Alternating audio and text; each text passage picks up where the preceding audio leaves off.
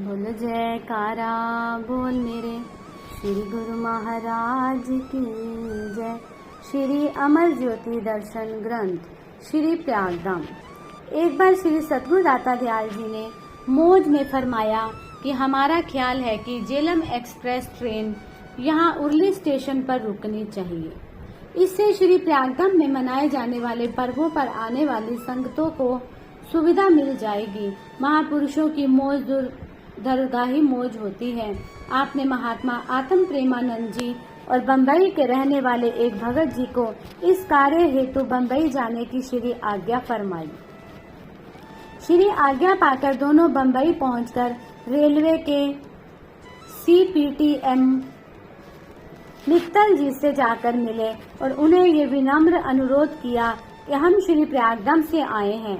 श्री प्रयागधाम पूना से 30 किलोमीटर की दूरी पर है। वहाँ पर समीप ही जो उरली कांचन स्टेशन है, हम चाहते हैं कि वहाँ पर झेलम एक्सप्रेस ट्रेन रुकनी चाहिए, क्योंकि जम्मू, पंजाब एवं दिल्ली की ओर से जो संगतें पर्वों पर श्री दर्शनों के लिए आती हैं, उन्हें पूना न जाना पड़े। पूना से पुनः यहाँ वापस आने में काफी समय नष्ट हो जाता है और सामान के साथ काफी असुविधा भी रहती है। ये सुनते ही CPTM साहब थोड़ा आवेश में आकर कहने लगे कि हम गाड़ी को किसी भी हालत में वहाँ नहीं रोक सकते। आपको मालूम है कि एक स्टेशन से दूसरे स्टेशन तक गाड़ी रोकने और रोक कर चलाने में कम से कम 25,000 का डीजल खर्च हो जाता है। फिर उरली कांचन तो एक छोटा सा स्टेशन है। रेलवे ऑफिसर द्वारा प्रस्ताव को ठुकरा देने के उपरांत भी महात्मा जी ने उसी विनम्र भाव से कहा कि आप कभी श्री प्रयागधाम में आएं। आपको सत्पुरुषों के सत्संग का सुअवसर भी प्राप्त हो जाएगा। वे कहने लगे कि हम वहां कैसे पहुंच सकते हैं। महात्मा जी ने कहा कि ये भगत जी बम्बई के रहने वाले हैं, इनके साथ आप वहां पहुंच सकते हैं। इसे संयोग कहें अथवा श्री गुरु महाराज जी की प्रेरणा। कुछ दिन उपरांत CPTM साहब भगत जी के साथ श्री प्रयागधाम में आए। पावन सत्संग हॉल के पीछे बरामदे में श्री गुरु महाराज जी विराजमान थे। उन्होंने श्री गुरु महाराज जी के नूरानी मुखमंडल के अलौकिक दर्शन किए। हृदय में दिव्य आनंद की अनुभूति हुई। महाप्रभु जी ने मुस्कुराते हुए फरमाया कि मित्तल जी, क्या गाड़ी उरली स्टेशन पर नहीं रुक सकती? उन्होंने हाथ जोड़कर शीश निवाते हुए अविलंब बहुत ही विनम्रता होकर कहा कि जी महाराज जी, बिल्कुल रुक सकती है। सही मायनों में महापुरुषों के दर्शन की एक झलक जीव के विचारों में अद्भुत परिवर्तन ला देती है। उन्होंने बम्बई पहुंचकर तुरंत ही झेलम एक्सप्रेस को उरली स्टेशन पर रोकने के सारे प्रबंध कर दिए। यवत संत धाम। महापुरुष भूमि की पुकार को सुन उसका उद्धार करते हैं। इसी हेतु ही वह उपयुक्त स्थान पर पहुंचते हैं और पावन चरण रज से सरसाते हैं। प्रेम अमीय रस बरसाते हैं। सत्संग सेवा सुमिरन की रस धारा बहाकर उसे पुण्यवती बनाते हैं। यवत चक की भूमि सत्पुरुषों की कृपा दृष्टि का पात्र बनी। आपने यहाँ अनेक बार कृपा की और उसका शुभ नाम संत धाम रखा।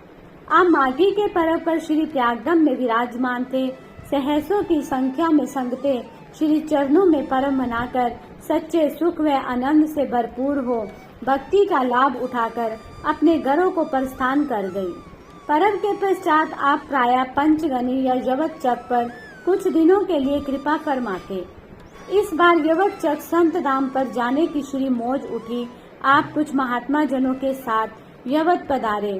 पूरे क्षेत्र का निरीक्षण कर उस पर निर्माण कार्य आरंभ करवाने की योजना बनाकर वापस लौटे। आपने महात्मा नित्य विवेकानंद जी को बुलाकर फरमाया, अपने साथ 15-20 भक्तों को सेवा के लिए यवत चक पर ले आओ। वहां पीछे खेत में जाकर सभी पत्थरों को हटाना है और शाम तक 20 ट्रॉलियां भरनी है। हम शाम को यवत आएंगे। आप भक्तों से पत्थर हटवाकर खड्डे करवा देना। श्री आज्ञा पाकर महात्मा जी अपने साथ करीब 20 भक्तों को एक ट्रक में बिठाकर यवत के लिए चल पड़े। वहां पहुंचकर सारी व्यवस्था की। कुछ एक भक्तों को लंगर की सेवा में लगाकर बाकी सब भक्तों को पीछे खेत में पत्थर हटाने के लिए ले गए। परंतु ये क्या, यहाँ जोर लगाकर देख लिया लेकिन पत्थर टस से मस न हुए। सब भगत उन्हें हिला हिलाकर थक कर एक और बैठ गए। श्री आज्ञा हुई थी कि 20 ट्रॉलियां पत्थर भरना है, परंतु यहाँ दशा ऐसी थी कि साय तक 20 पत्थर भी उठ नहीं पाए थे। उधर साय ठीक 5 बजे हॉर्न बजाती हुई महाप्रभु जी की श्री कार यवत चक पर पहुंच गई। आपने आते ही महात्मा जी को बुलाकर पूछा कि कितने पत्थर हट गए हैं। महात्मा जी ने विनय की कि प्रभु, ये पत्थर तो इतने भारी है कि हम सारा जोर लगाकर थक गए हैं, पर ये हिलने का नाम ही नहीं ले रहे। हम तो इन्हें हिला हिला कर पसीना पसीना हो गए हैं, पर ऐसा प्रतीत होता है कि जैसे ये भी आपके आगमन की बाट जो रहे हैं। अब तो आपकी कृपा से ही ये कार्य संभव हो सकता है। आपने कर कमलों में छाता पकड़ा हुआ था, उस छाते की नोक को एक पत्थर से स्पर्श करते हुए फरमाया कि खिसकाओ इसे। फिर क्या था, श्री प्रभु जी का शुभ दर्शन और स्पर्श पाकर तो पत्थर जैसे उसका भारीपन सब छूमंतर हो गया। अब तो वही पत्थर जो हिलाए ना हिलते थे, वह ऐसे हो गए जैसे कि कागज के फूल हो, जो उड़ उड़ कर अपने आप ही ट्रॉली में जाने लगे। आप मुस्कुराकर फरमाने लगे कि ये पत्थर तो तुम्हारी राह देख रहे थे कि कब गुरुमुखों के हाथ लगे और हमारा निस्तार हो। पूरी लगन और निष्ठा से सेवा करो, ये पत्थर तो अभी ही उठ जाएंगे। ये वचन फरमाकर आप अपने कक्ष में चले गए। प्रेमी गुरुमुख जन श्री प्रभु जी का आशीर्वाद पाकर पूरे उत्साह से सेवा में जुट गए और रात्रि 9 बजे तक 22 ट्रालियां पत्थरों की भर गई, जो सारे दिन में एक भी नहीं भर पाई थी। गुरुमुख जन स्वयं ही ये देखकर हैरान थे कि श्री गुरु महाराज जी के संकेत मात्र से उन्होंने खेत में से सारे पत्थर हटा दिए, जिन्हें वह हिला भी ना पा रहे थे। कार्य संपन्न होने की श्री चरणों तक पहुंची, विनय श्री चरणों तक पहुंची। आपने आकर सबको अपने पावन दर्शनों से निहाल करते हुए नीच कर कमलों से प्रसाद दिया, जिससे दिन भर की थकावट कुछ ही पलों में गायब हो गई। आपकी अपार प्रसन्नता पाकर प्रेमी जन फूले ना समा रहे थे। अगले दिन प्रातः जब आप खेत का निरीक्षण करने गए तो देखा कि ढेर सारे पेड़ व कटी हुई झाड़ियां इधर उधर बिखरी पड़ी थी। महात्मा जी को बुलाकर फरमाया कि एक ट्रक खाली खड़ा है, ये सब कटे हुए पेड़ व झाड़ जंखार उसमें भर दो। हम जिस काम के लिए यहाँ आए थे वह लगभग पूर्ण हो गया है। हम आज ही वापस श्री प्रयागधाम जाएंगे। श्री आज्ञा पाकर सब सेवक सेवा में जुट गए। उनमें से एक भगत जो काशीपुर से आया था और व्यवसाय से वकील था, भी सेवा में संलग्न हो गया। जब भगत जन क्रम से सब पेड़ों को रस्सियों से खींचने लगे तो संयोग से उस भगत का पैर उनमें फंस गया और घुटने तक नीचे चला गया। कसाव अधिक आ जाने से पांव काफी सूजने लगा। सबने मिलकर उन भगत जी का पैर उसमें से निकालने की बहुत कोशिश की, परंतु सब व्यर्थ। वह भगत बहुत घबरा गया, सूजन टांग तक आ गई। उधर आपने सेवा में उपस्थित महात्मा जी को फरमाया कि जाकर देखो कि जयकारों की आवाज बंद क्यों हो गई है, ट्रक भर गया है क्या। महात्मा जी जब खेत में पहुंचे तो देखा कि सब भगत जन परेशान खड़े हैं। भक्तों ने विनय की कि वकील साहिब जी का पैर बुरी तरह से फंस गया है। हर प्रकार से प्रयत्न करने पर भी ये बाहर नहीं आ रहा, सूजन बढ़ती जा रही है। महात्मा जी ने तुरंत जाकर सारा वृत्तांत श्री चरणों में कह सुनाया। आपने कर कमलों में उस समय तेल की कटोरी पकड़ी हुई थी। तत्क्षण उस कटोरी को कर कमलों में लिए आप उस भगत जी के पास पहुँचे और तेल की धार बनाकर भगत जी के पांव पर डाल दी। जो टांग दबाव आ जाने से सूजकर बहुत मोटी हो गई थी, सबके देखते देखते वह एकदम अपनी पहली अवस्था में आ गई और एक ही झटके से भगत जी का पांव भी बाहर निकल आया। कहा तो हालत ऐसी थी कि भगत जी का बचना भी मुश्किल जान पड़ता था, और कहा चंद ही क्षणों में हुए इस कौतुक को देखकर सब भक्तों ने मिलकर श्री प्रभु जी की जय जयकार करते हुए जयकारों की ध्वनि से नम मंडल को गुंजायमान कर दिया। तत्पश्चात सभी ने श्री प्रयागधाम की ओर प्रस्थान किया। इसी संत धाम चक पर सत्संग का लाभ प्रदान करने हेतु सत्संग भवन का निर्माण करवाकर आपने पावन श्री वचन फरमाए। जब से ईश्वर ने ये सृष्टि रची है तब से इसे दो भागों में बांट दिया है। एक तरफ काल माया की शक्ति है तो दूसरी तरफ दयाल की शक्ति है। दोनों सृष्टि में अपना अपना काम करती है। काल माया की शक्ति जीव को अपनी ओर खींचती है। दयाल शक्ति संत सत्पुरुष जीव को अपनी ओर प्रेरित करते हैं। काल व माया इसे अपने फंदे में फंसाकर मालिक से दूर खींचकर 84 के चक्कर कटवाते हैं। संतों का अपना मिशन है, वे जीव को काल माया से छुड़ाकर मालिक की ओर अग्रसर करते हैं। जैसे कहा है दोहा, परमात्मा से आत्मा जुदा रहे बहुकाल, सुंदर मेला कर दिया सतगुरु मिले दयाल। ये जीव जब तक ईश्वर से दूर रहता है, माया के बंधन में रहता है, तब तक उसका ईश्वर से मिलना कठिन हो जाता है। दूसरी ओर महापुरुष वक्त वक्त पर आकर ऐसे समागम रचकर जीव को काल माया के बंधन से छुड़वाते हैं। मंदिरों का निर्माण इसलिए करवाते हैं ताकि जीव की सुरती जो माया की ओर है वे वहां से हट सके।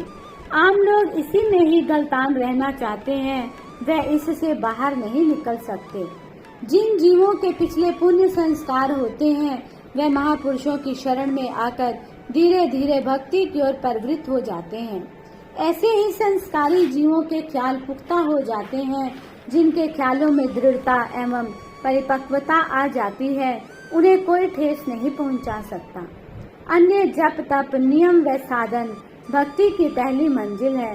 मानुष जन्म ही आखिरी स्टेज है। ये मालिक तक पहुंचाने की सीढ़ी है। इसमें ऐसा संयोग बन गया है कि इसे महापुरुषों की चरण शरण प्राप्त हो गई है।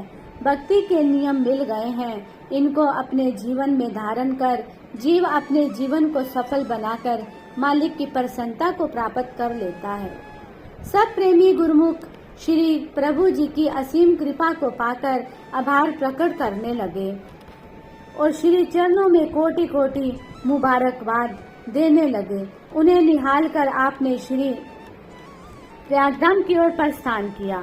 आप प्रायः पर्व के पश्चात कुछ एक महात्मा भक्तों सहित 1-2 दिन के लिए चक संत धाम जगत में पधारते, उन्हें पावन श्री दर्शनों से भी निहाल करते और विशेष सेवा का सुअवसर भी प्रदान करते। ऐसे ही एक बार सायंकाल कुछ महात्मा भक्तों सहित यहाँ कृपा फरमाई। प्रेमियों ने गुरु महिमा के भजन गाए। सबको प्रसाद देकर आप उन्हें एक बगीचे में ले गए।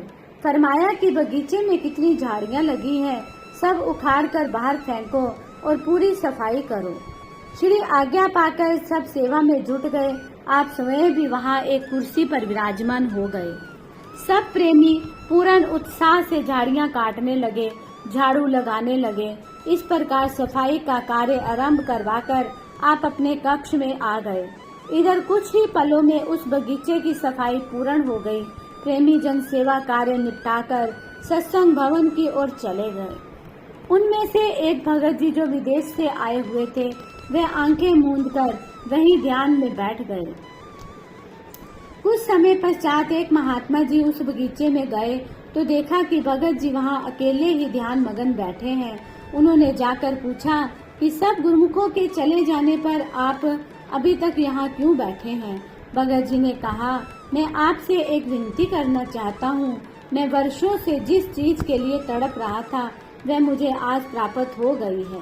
महात्मा जी ने पूछा, आपको ऐसा क्या मिल गया जो आप इतने शांत स्वरूप दिखाई दे रहे हैं?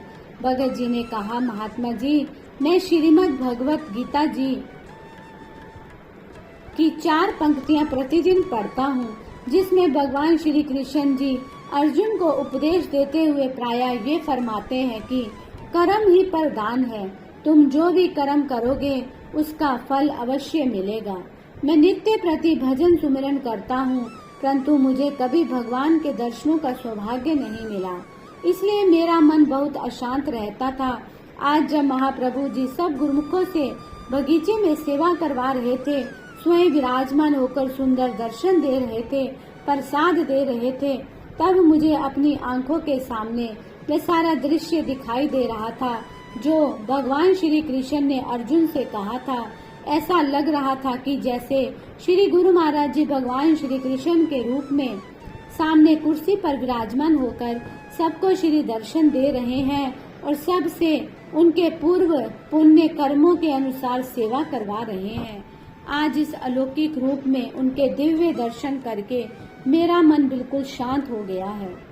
महापुरुषों की कृपा के फलस्वरूप ही ज्ञान का भानु उदय होता है जो अंतर मन में उजियारा भर देता है। बोलो जयकारा, बोल मेरे श्री गुरु महाराज की जय।